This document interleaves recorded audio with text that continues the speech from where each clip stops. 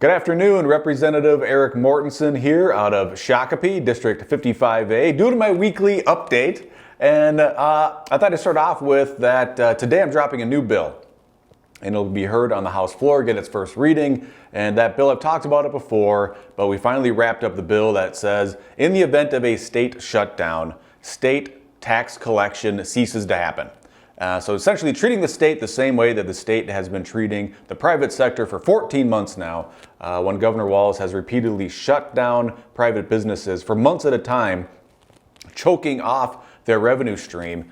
This bill would also choke off the state's revenue stream in the event of a state shutdown.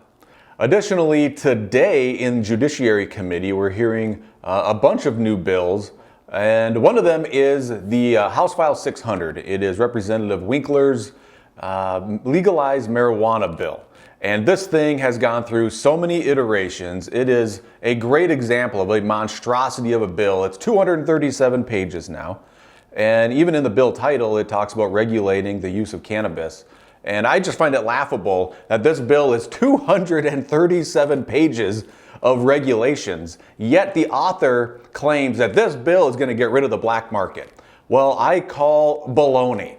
When you corner an industry to this tiny corner and you say, okay, here's all the rules you have to comply to, that encourages a black market. So this bill, it cannot be taken seriously. It almost reads like it's its own omnibus bill with these strange requirements of anybody who's distributing cannabis has to use electric vehicles. It creates a social equity board, cannabis advisory councils. It reads like it's a jobs bill for proponents for legalizing marijuana.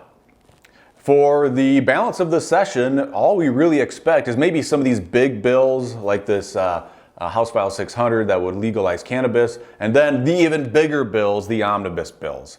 And Friday we're hearing the state government omnibus bill, and I'm filing 2 amendments to that omnibus bill. One of them is the Never Again bill that makes sure the governor in the future can never unilaterally declare an emergency and command control of all 6 million Minnesotans.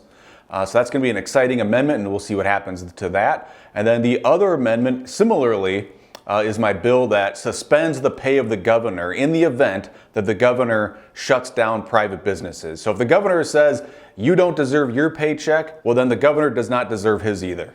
Lastly, in response to the events earlier this week in Brooklyn Center with Daunte Wright, and I'm hearing sort of going back and forth between this, but I heard one of the reasons he was pulled over was because of an air freshener dangling from his rearview mirror.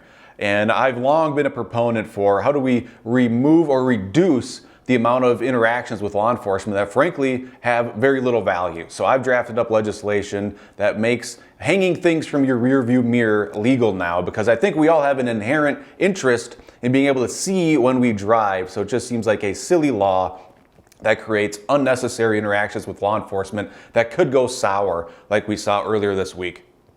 So once again, this is Eric Mortensen reminding you, if you want to be politically heard and politically respected, you must be politically feared.